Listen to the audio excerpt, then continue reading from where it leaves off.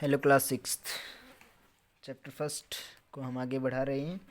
अभी तक हमने जो स्टेटमेंट वाले क्वेश्चंस किए हैं वहाँ पर आप लोगों ने एडिशन और सब्ट्रैक्शन वाले क्वेश्चन आप कर चुके हो और कैसे पता चलता है वो आप सीख चुके हो।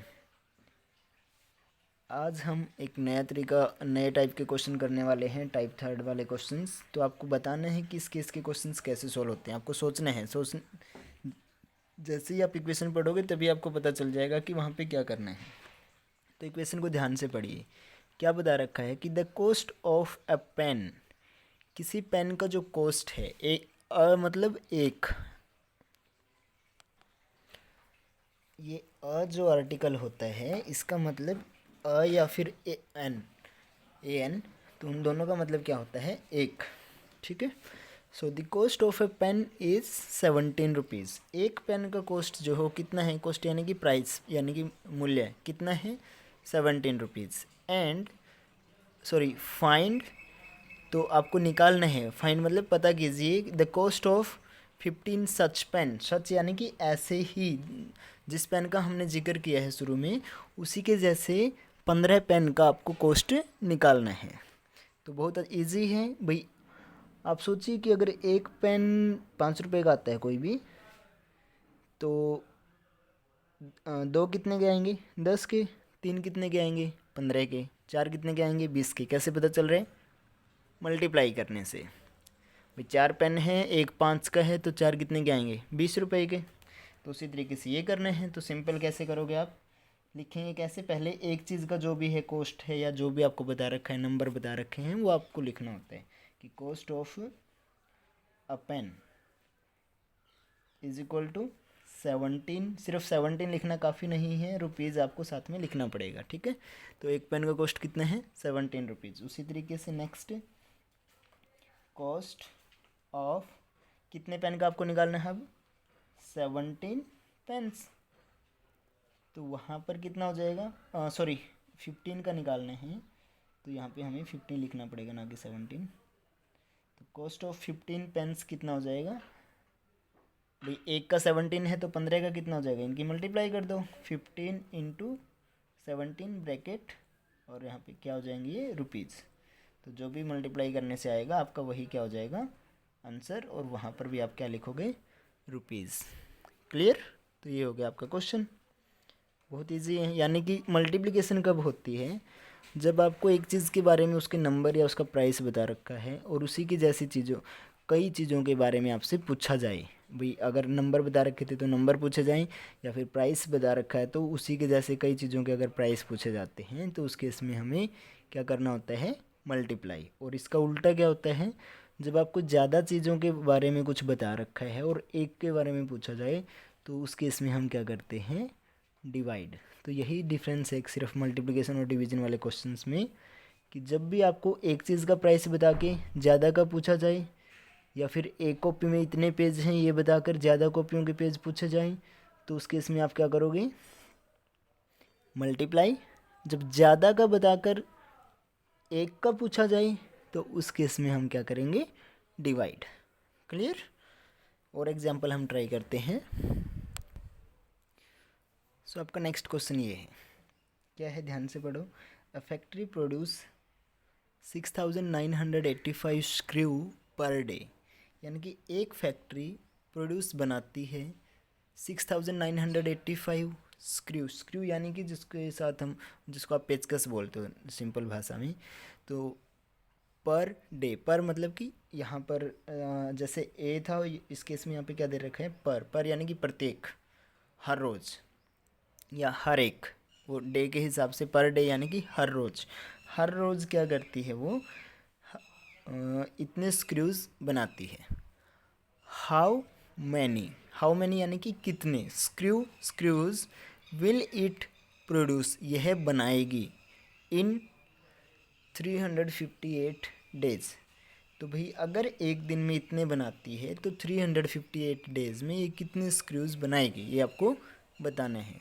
तो वही हो गया ना भाई, एक एक चीज़ के बारे में बता रखा है और ज़्यादा के बारे में पूछा है, तो आप सिंपल स्टेटमेंट बनाओ और लिख दो। अब स्टेटमेंट क्या बनाएंगे हम, ये देखिए कि क्या बताया गया है आपको, नंबर ऑफ स्क्रूज बताए गए हैं ना, किसके में, दिनों में बताए गए हैं और दिनों के हिसाब से पूछा गए हैं। तो यानी कि एक दिन का बताया गया है क्या, नंबर ऑफ स्क्रूज, तो वही बोलो, वही स्टेटमेंट हो जाएगी आपकी कि number of screws produce by factory in one day. या फिर ये लिख सकते हो कि in one day the number of screws produce is equal to that, वो आपकी मर्जी है। तो in one day number of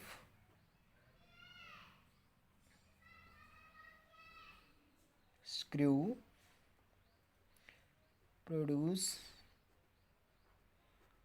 bye factory, factory के द्वारा, फैक्ट्री में एक दिन में कितने स्क्रू जो बनाए जाते हैं, तैयार किए जाते हैं, वो कितना है 6985। और पूछा क्या है, इन कितने दिनों में पूछा है 358। अब यहाँ पे डे लिखा है, यहाँ पे हम डेज लिखेंगे, क्यों, ये प्लूरल है इसलिए। सो इन 358 डेज एज इट इज़ आगे नंबर ऑफ स्क्रूज प्रोड्यूस, या फिर इन 368 days number of screw produce, ठीक है, इज इक्वल टू, या सेकंड को आप इस तरीके से भी लिख सकते हो कि the factory will produce in the number of screw produce by the factory in 358 days, वो आपकी मर्जी है कैसे लिखना चाहोगे। तो कितना है, एक दिन में इतना है, तो 358 डेज में, यानी कि इन दोनों की क्या कर दो आप मल्टीप्लाई, और मल्टीप्लाई आपको फेयर कॉपी में साफ साफ करके दिखानी है। तो यहीं पे आप उसको सोल्व कर दो, ठीक है, बिल्कुल साफ साफ कंप्लीट मल्टीप्लिकेशन आपको शो करनी है फेयर कॉपी में ही, सम के साथ में। क्लियर। नेक्स्ट जो आपका क्वेश्चन है, आपका नेक्स्ट क्वेश्चन ये है, बहुत इंटरेस्टिंग क्वेश्चन है, एक बार ध्यान से पढ़ें इसको कि क्या है। मिस्टर भास्कर है कोई, सेव बचाता है ₹6700, 6700 रुपये एवरी मंथ, हर महीने वो इतने रुपए बचाता है, यानी कि सेव करता है, अपनी सेविंग करता है इतने रुपयों की, यानी कि एक महीने में कितनी सेविंग करता है वो 6700। और पूछा क्या गया आपसे, हाउ मच मनी, कि कितना पैसा विल ही सेव, वो बचा लेगा इन 13 ईयर्स, भाई 13 साल बाद वो, या फिर 13 साल में वो कितना पैसा बचा लेगा, ये आपसे पूछा गया है। तो यानी कि सेविंग जो आपको बताई तो गई थी एक महीने की, और पूछ ली गई है ईयर्स में। तो यानी कि अब अगर आप ये सोच रहे होंगे कि इसकी 13 से मल्टीप्लाई कर देंगे तो वो तो कितने दिनों की सेविंग आएगी, वो तो 13 महीनों की सेविंग आएगी ना, क्योंकि ये तो एक महीने की है। तो हमें पहले क्या करना पड़े, साथ में हमें क्या करना पड़ेगा, 13 ईयर्स को किस में कन्वर्ट करना पड़ेगा, या तो 13 ईयर्स को किस में कन्वर्ट कर लो, मंथ्स में, या फिर क्या करो, एक मंथ की दे रखी है उससे पहले एक साल की निकालो, एक साल में कितने महीने होते हैं 12, और फिर 12 महीनों के आने के बाद यानी कि वो क्या हो जाएगी 1 ईयर के इक्वल हो जाएगी, फिर 13 ईयर की दोबारा से निकाल लो, तो वो आपकी मर्ज़ी है, ठीक है। तो सिंपली यहाँ पे आप क्या कर सकते हो कि हम लिखेंगे, जब सॉल्यूशन आप स्टार्ट करोगे, क्योंकि देखो जो यूनिट होती है ना, यहाँ पर महीना है, यहाँ पर ईयर्स है, तो वो यूनिट सेम होनी चाहिए, तब जाके आप सिंपल मल्टीप्लाई करके अपना आंसर निकाल सकते हैं। तो हम क्या करेंगे, सिंपली 13 ईयर को मंथ्स में कन्वर्ट कर लेंगे। तो क्या हो जाएगा कि 13 ईयर्स किसके इक्वल होते हैं, अगर महीनों में कन्वर्ट करना है तो 13 को छोड़ो, सबसे पहले ये बताओ 1 ईयर इक्वल टू कितना होते हैं 12 मंथ्स, 13 ईयर्स कितना हो जाएगा फिर 12 इंटू 13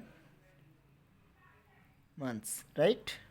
तो ये कितना हो गया आपका 12 इंटू 13, ये आपका हो गया 156 मंथ्स। यानी कि अब हमें क्या निकालना है, क्वेश्चन क्या हो जाएगा, 13 ईयर की जगह पे हम क्या बोल सकते हैं कि भाई वो 156 मंथ्स में कितना पैसा कमाएगा, क्लियर। तो ये आप ऊपर करके दिखा दो। तो यहाँ पे अब शुरुआत करेंगे हम क्वेश्चन की। किसकी बात हो रही है? मिस्टर भास्कर शेव एवरी यानी कि हर एक यानी कि एक, तो शेव इन 1 मंथ। 1 मंथ में कितना सेव करते हैं? मिस्टर भास्कर सेविंग भी आप लिख सकते हो यहाँ पे कि भास्कर की सेविंग, एपोस्ट्रोफिस एस यानी कि का या की जब हम बताना होता है किसी चीज़ के बारे में। 1 महीने की उसकी सेविंग कितनी है? ₹6,700। और हमें कितने महीनों की निकालनी है? 156 की। ये आपको करना है फेयर कॉपी में ही, क्योंकि यहाँ पे महीने की दे रखी थी तो हम ईयर की नहीं निकाल सकते थे डायरेक्ट। तो फिर क्या हो जाएगा कि मिस्टर भास्कर सेविंग इन अब 1 की जगह पे कितने मंथ्स लिखने हमें? 156। तो वो क्या हो जाएगा? इनकी आपस में मल्टीप्लाई, तो 6700 मल्टीप्लाई 156 मल्टीप्लाई करके दिखाओ यहाँ पे, वही आपका क्या हो जाएगा? रुपीज़ में आंसर आपका वो आ जाएगा। ठीक है, so that's how you will. ये क्वेश्चन समझ में आ गया ना कि हमने ये क्यों किया भाई? पहले वाले क्वेश्चंस में तो नहीं करने की आवश्यकता पड़ी। क्यों? क्योंकि वहाँ पे क्या था, एक दिन के स्क्रू कितने बनाते हो बता रखे थे, 358 दिनों के स्क्रू पूछे थे, तो सिंपल बता दिया हमने भाई। यहाँ पर भी डेज था, यहाँ पे भी डेज था। यहाँ पर क्या था, एक पेन का कॉस्ट बता रखा था, 15 पेन्स का ही पूछा था। बट यहाँ पे क्या है, एक महीने की कमाई सेविंग बता रखी थी, और 13 साल की पूछी थी। तो यानी कि महीना और साल में तो डिफरेंस होता है, इसलिए हमें पहले यूनिट्स को सेम बनाया है। उसके बाद 1 मंथ का इतना है, तो 156 का कितना हो जाएगा? ये जो भी आंसर आएगा तो लास्ट में लिख दोगे। सो मिस्टर भास्कर विल सेव, यहाँ से इस तरीके से कि सो मिस्टर भास्कर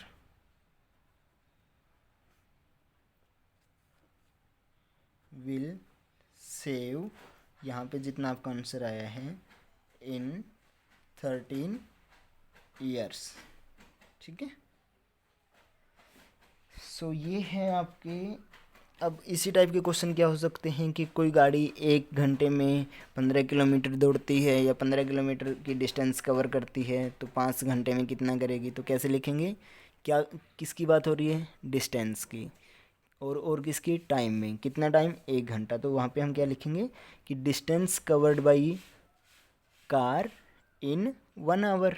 भाई 1 आवर में कितनी डिस्टेंस कवर की, वो हमने इक्वल टू के आगे लिख दिया। अब पूछा भी क्या है? डिस्टेंस ही पूछा है ना भाई, इतना टाइम आपको दे रखा है, तो नेक्स्ट भी क्या हो जाएगा कि डिस्टेंस कवर्ड बाई कार इन, जितना आपको टाइम नेक्स्ट दे रखा होगा, वही 5 आवर दे रखा है, तो 5 आवर इज इक्वल टू 5 से फिर हम उसकी मल्टीप्लाई कर देंगे, वही डिस्टेंस आपकी आ जाएगी। ठीक है, यूनिट आपको साथ में रखनी है।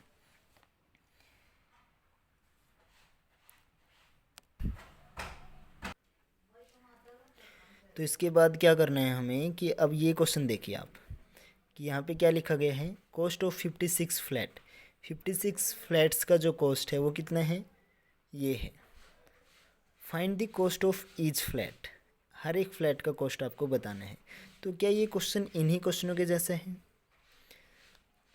ध्यान से देखिए, यहाँ पे क्या लिखा है, आपको शुरुआत में कितने फ्लैट्स का कॉस्ट दिया गया है? 56 का। यहाँ पर जो कॉस्ट वगैरह या वैल्यू जो भी दे रखा था, नंबर वगैरह जो बता रखे थे, वो कितने के बारे में बताए गए थे?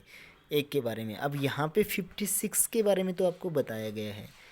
एंड फाइंड, जो आपको फाइंड करना वो क्या है? कॉस्ट ऑफ ईच यानी कि 1, यानी कि हर एक, प्रत्येक, यानी कि एक का आपको निकालना है। ज़्यादा का बताया है, एक का निकालना है, तो हम क्या करेंगे? Simple divide.